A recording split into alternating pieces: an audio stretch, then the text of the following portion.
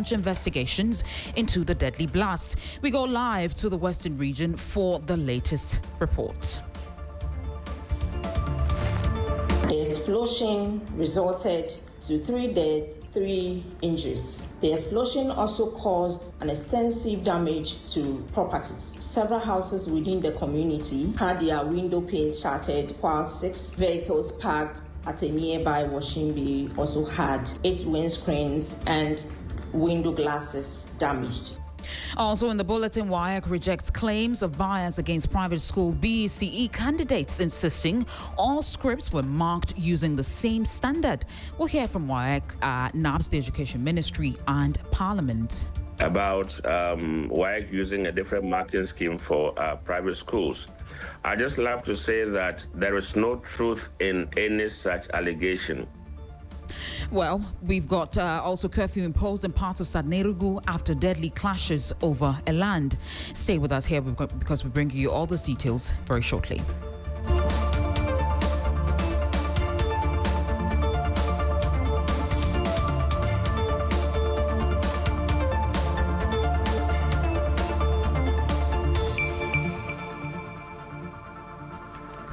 Now the details. The West African Examinations Council, WAEC, has dismissed claims by the Ghana National Association of Private Schools, NAPS, that different marking schemes were being used for BECE candidates of private schools nationwide compared to their counterparts in public schools.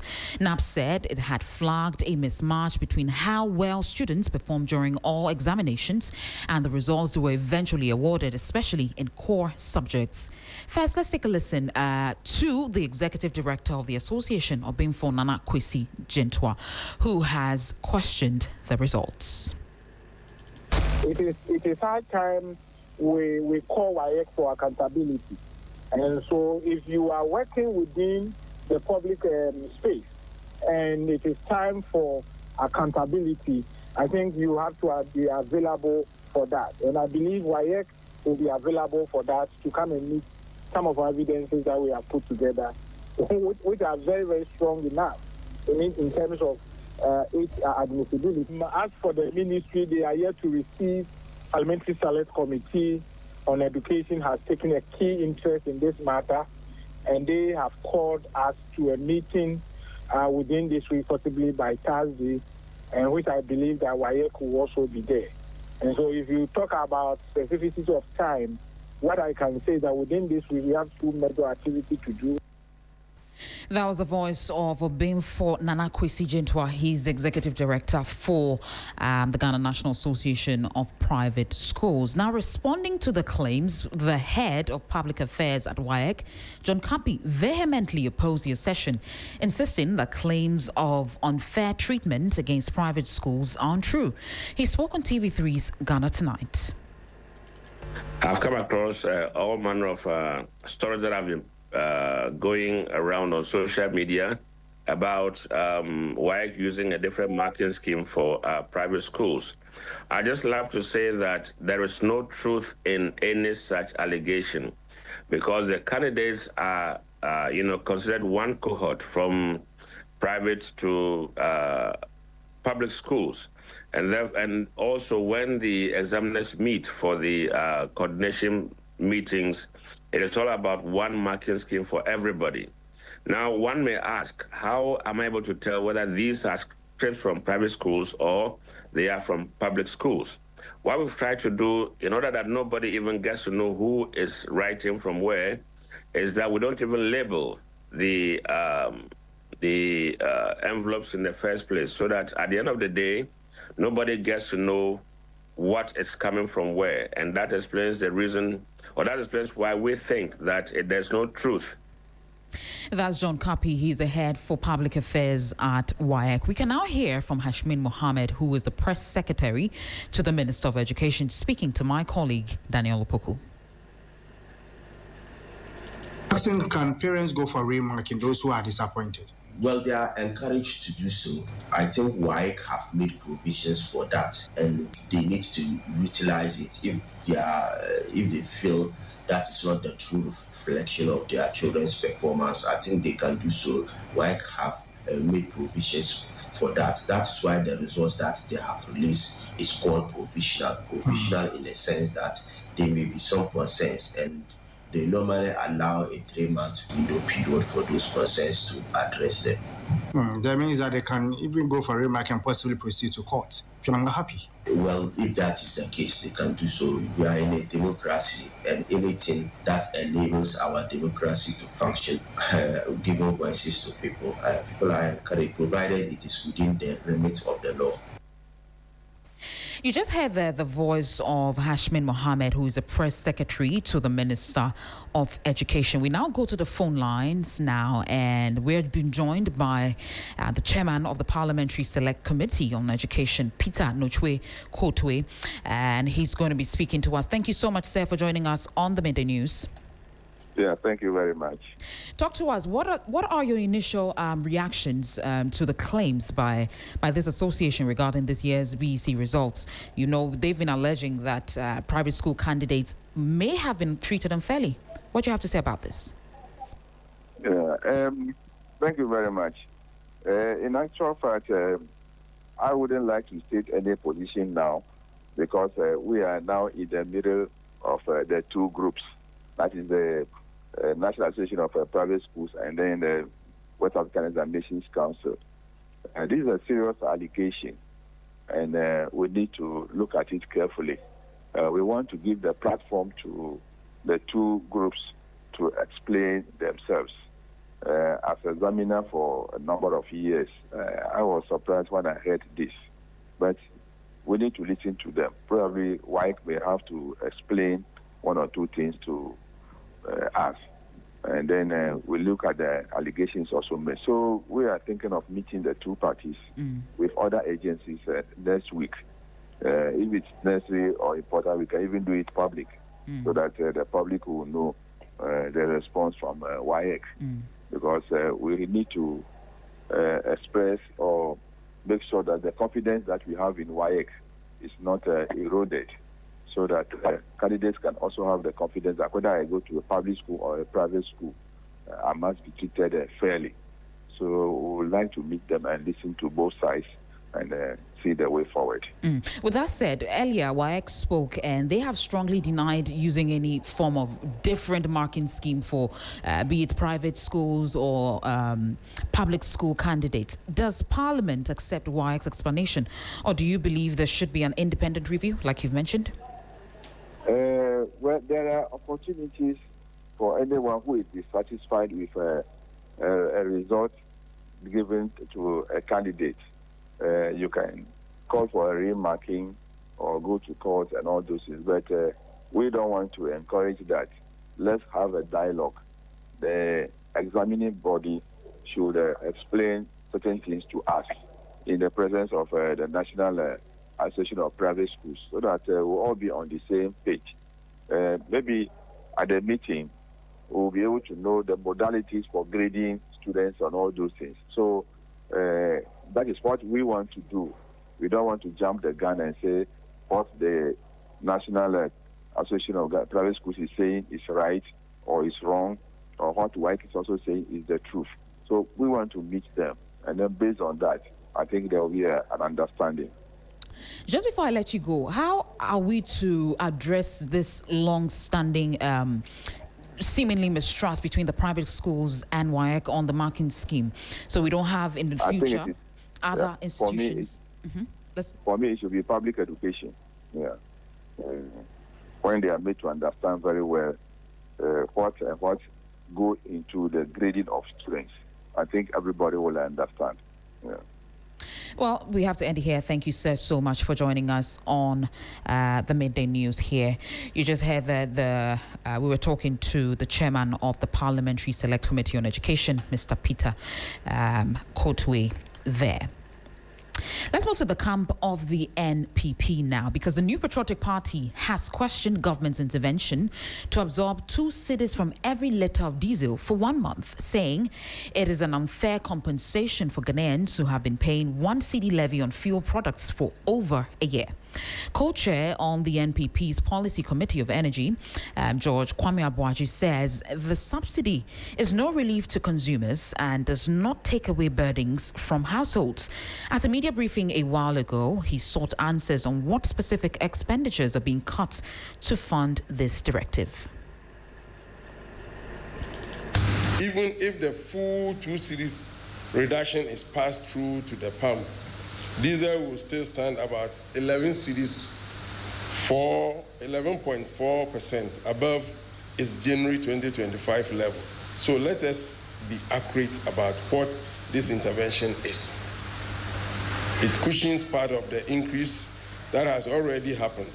It does not reverse it, and it does not return households and businesses to where they stood 18 months ago. A consumer who has paid 1 cedi extra on every liter of petrol and diesel for more than a year now receives at best 2 cedi back on diesel for a single month and nothing at all on petrol.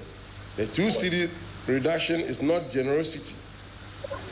It is a partial temporary return to money already taken from consumers.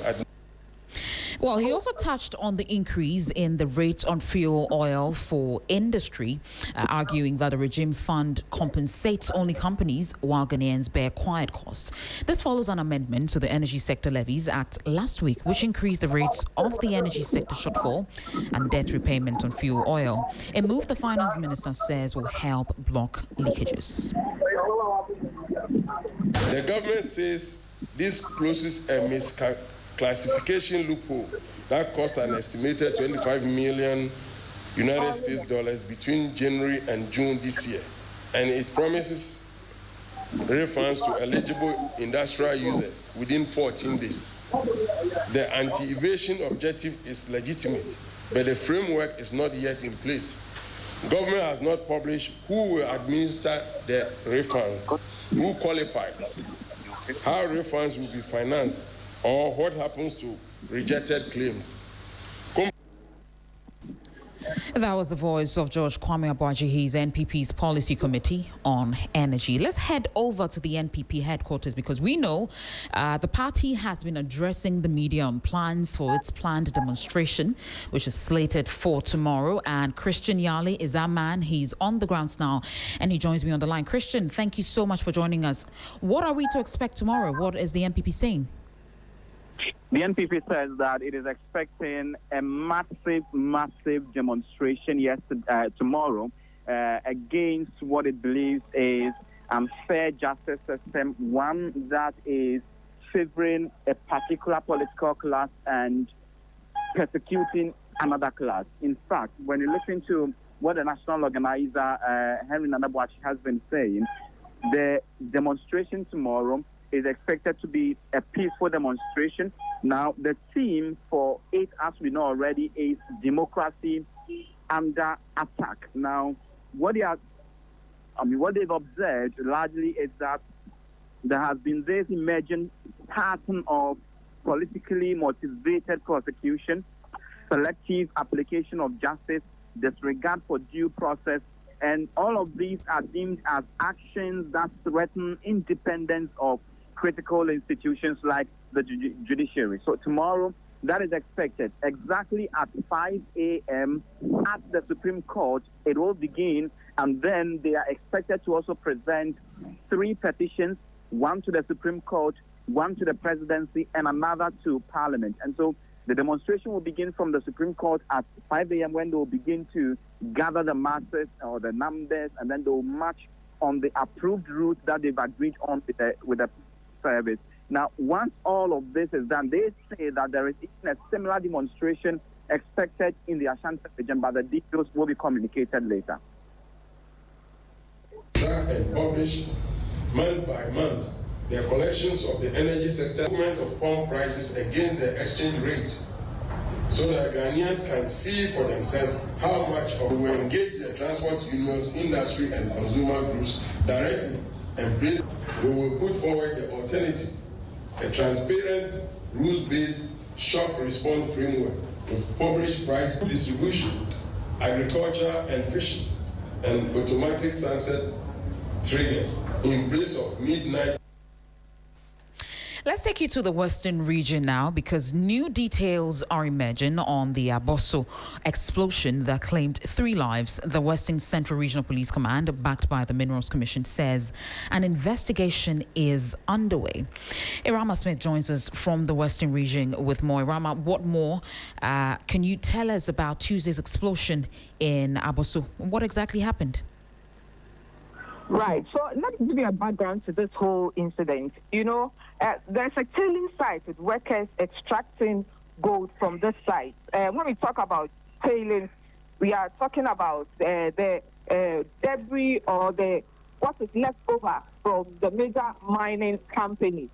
These people will go for this and then try to extract what they can from it. So this tailing site has been seeing this big python. Workers there have been seeing this big python, and they were quite afraid. On this particular day, they saw the python enter their storage space and alerted the owner that right now the python is at a place that they could deal with. The owner came in with a pump action shotgun, and according to the police, the owner fired this gun. However, the residents, those there are also saying there was a worker at a nearby filling station who took the gun and fired it. And in the storage space, they had some explosive materials. And that is what got ignited and then set the whole place on fire. And we understand that 3 people have been confirmed dead. However, there's one other person that they are unable to account for. So they suspect he's dead but cannot be found, or wherever the person is. So when you go into the community, they say that 4 people are dead, but 3 have been found, and then 3 are also on admission now. So basically, that is what happened. And we also understand that some vehicles at a nearby washing bay also were affected by this. The glasses got destroyed, and some buildings in the vicinity, they also had their window panes also destroyed. So basically, that's what's happening. Let's take a listen to the Western Regional PRO for the police.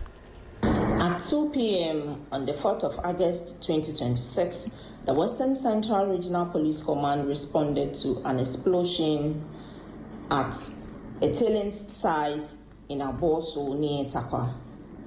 The explosion resulted to 3 deaths, 3 injuries. The explosion also caused an extensive damage to properties. Several houses within the community had their window panes shattered, while 6 vehicles parked at a nearby washing bay also had 8 windscreens and window glasses damaged. I wish to make a categorical statement in my capacity as the Western Central Regional Police PRO that only 3 individuals have been confirmed dead, 3 others stable and responding to treatment. That was the voice of the PRO for the Western Central Police Command, ASP Beatrice Turksing. Irama, just before I let you go, what's the situation on the ground right now in 30 seconds? Right, so the place has been cordoned off by the police. For now, there's no work ongoing there. But beyond that, the police is working with the Minerals Commission. They are trying to investigate whatever it is.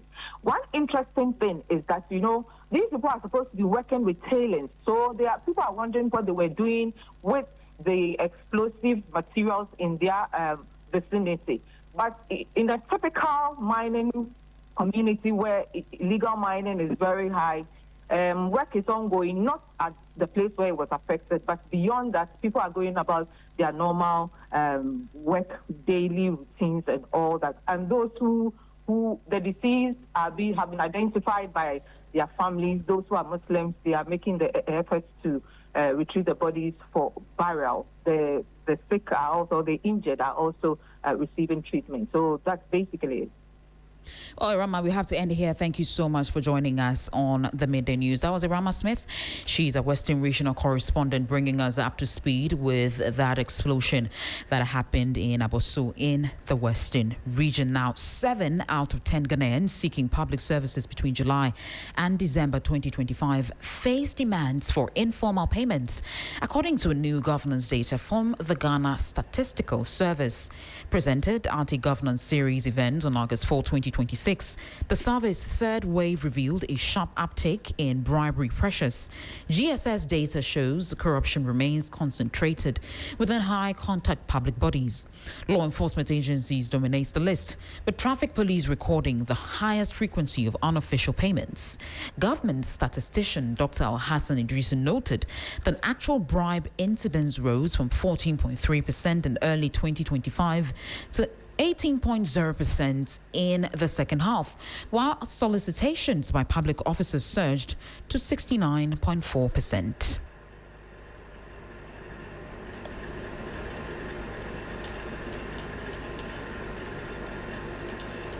We saw that requests for bribe actually increased from 51% in wave 2, that is January to June 2025, to 69% in wave 3, which is July to December 2025. Secondly, the share of those who paid bribes increased from 14.3% in wave 2 to 18% in wave 3. Thirdly, the share of those who paid 5 times or more drastically reduced, which is positive news, from 24% in wave 2 to a little under 4% in wave 3. And then fourth, more Ghanaians are actually finding the courage. Now, GSS data shows corruption remains concentrated within high-contact public bodies. Law enforcement agencies dominate the list, with traffic police recording the highest frequency of unofficial payments. Somebody at that level, there should be, and it should be something that becomes public policy. You need to demonstrate that every quarter, or at least worst case scenario, every 6 months, as part of the agenda of whether it is the board of the commission, whether it is the minister, that recent data that has been collected is factored into decision making. Let's take you now to Tamale, where we'll be talking about 2 unfortunate incidents involving a land boundary dispute in the Sagnerugu municipality and the bodies of 2 female Beninois found at a hotel in the Bewa residential area in Tamale. Now, calm has been restored to the Damankunyili, Nyeshi and adjoining communities following disturbances on Tuesday, August 8th, that reportedly left 1 person dead and 6 others injured. The Sagnerugu Municipal Security Committee earlier imposed a 5 p.m. to 7 p.m. curfew on the feuding communities as a measure to restore peace in the area. Municipal Chief Executive of Sagnerugu, Abdullahi Imoro Gong, says MUSEC will be engaging the 2 featuring factions towards advancing a peaceful solution to the land boundary disputes. My colleague Christopher Mwako engaged with the MCE earlier today, and he's joining us on for more on this unfortunate development. Thank you so much, Chris, for joining us here on 3FM. What more do we know about the 6 injured persons? Yes, so Christopher, I can confirm to you that there are 6 injured persons responding well to treatment. Earlier today, I visited the hospital where they were on admission, and I must say that they are currently being monitored by their doctors, and some of them actually have been asked to go home. Now, the dead body, which was deposited at the Tamale Teaching Hospital morgue, processes are underway for the body to be released to the bereaved families for burial to take place today in line with Islamic customs. Now, the MC has indicated strongly that releasing the body to the family for burial is also a measure to restore calm in the area as a result of the tensions that arose yesterday. Let's take a listen to the MC for the Sagnerugu municipality. It's unfortunate about the death. I condemn it. And I'm also, on behalf of the Salarigo Municipal Assembly, also sending our heartfelt condolences to the bereaved family.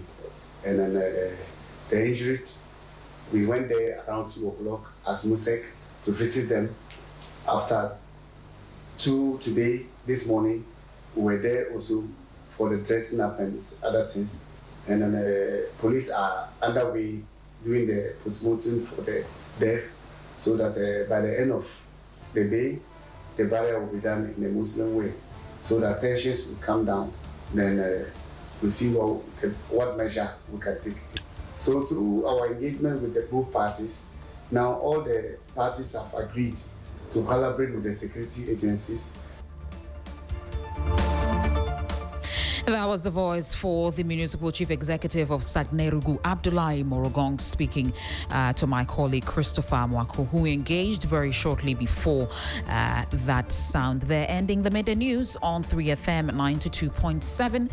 For more stories, don't forget to check out our website, 3news.com. My name is Christabel. Success Trevor Business is up next.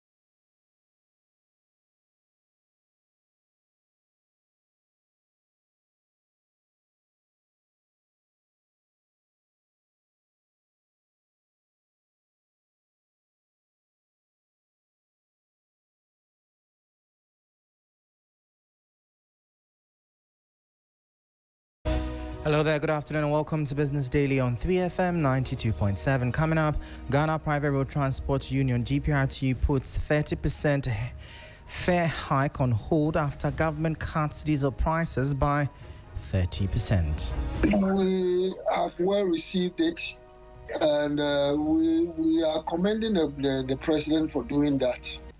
Although where the fuel price went to and this intervention came in has just, come back. The fuel price has just come back to, where it was when.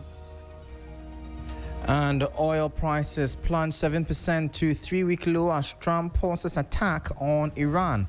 Plus, International Monetary Fund IMF warns youth unemployment in Ghana remains stubbornly high at 30%. I am Michael Lobodo. Details of these and many other stories lined up for you. Do stay tuned.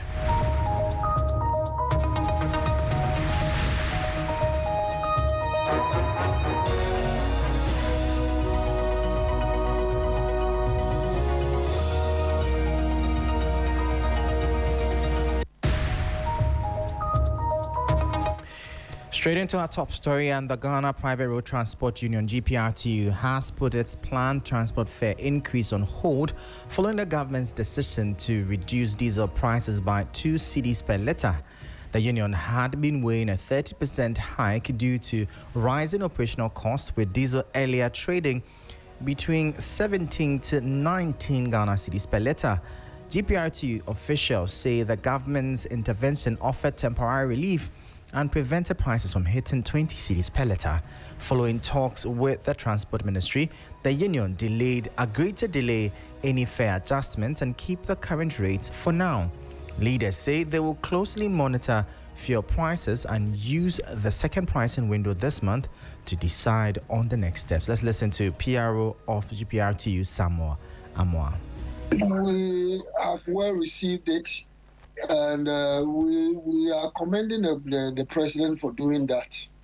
Although where the fuel price went to and this intervention came in has just, come back. The fuel price has just come back to, where it was when we were proposing this increment. But all the same, we have spoken to our members, explain things for them to understand so that we can at least hold on with this proposed increment for now.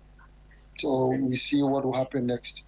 We normally don't use only one component to determine our transport fare, increment reductions. We consider spare parts, lubricant, and taxes, as well as the petroleum products. But what triggered everything has to do with the petroleum product. That is why for that of the spare parts, we have been talking about it for some time now. They made us understood that it will be difficult for them to reduce.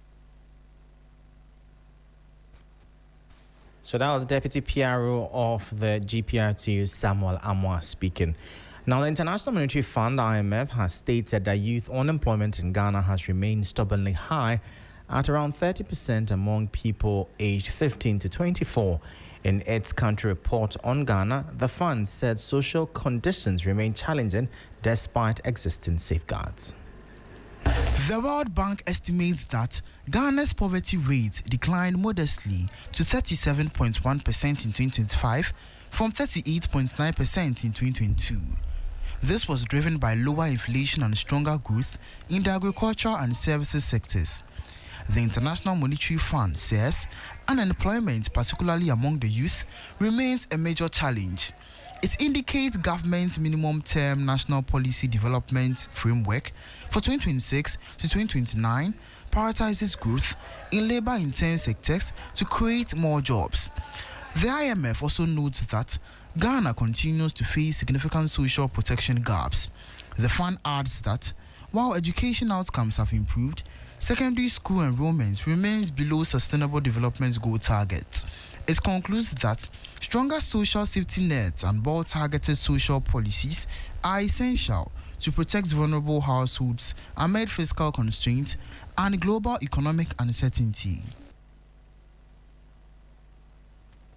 And that was a 3 Business News Desk report. Now, analysts warn continuous increases in fuel prices at the local pumps could erode Ghana's recent inflation gains. Inflation currently stands at a low 5.3%, but sustained hikes in petroleum prices risk pushing it towards the upper limit of the Bank of Ghana's target band of 8% plus or minus 2%. The conflict in the Middle East is driving some of the economic challenges facing Ghana, with fuel prices at the center of the strain.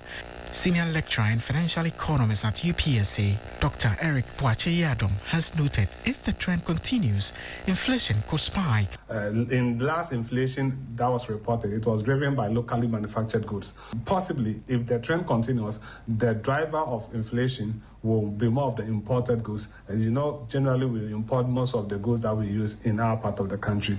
Energy analyst Kojo Poku observed that transportation is the foundation of a lot of things that happen in Ghana. He stressed that transportation remains the backbone of every economy, and Ghana is no exception. Now, when the prices go up and it's not checked, then you will now have the transport unions also increase their fares, which has a dominoes effect in price escalation across the country. Some Ghanaians have indicated the possible effects on fuel prices increases on their lives. 2 cedis is too small.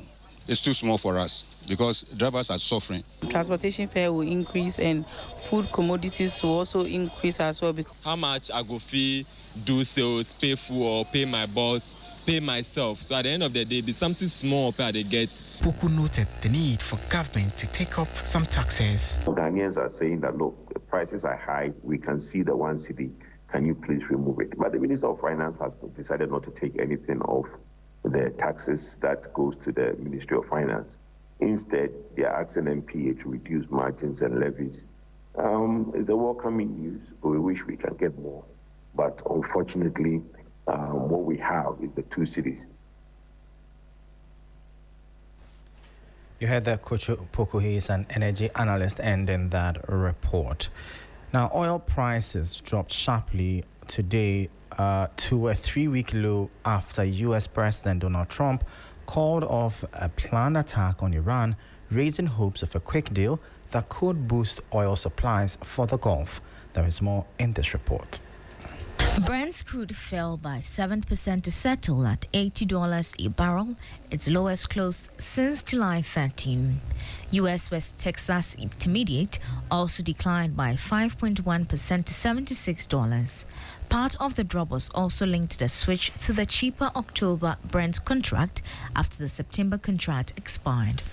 The sell-off came amid conflicting signals from Washington and Tehran. Trump said talks with Iran were ongoing and warned of consequences if no agreement was reached.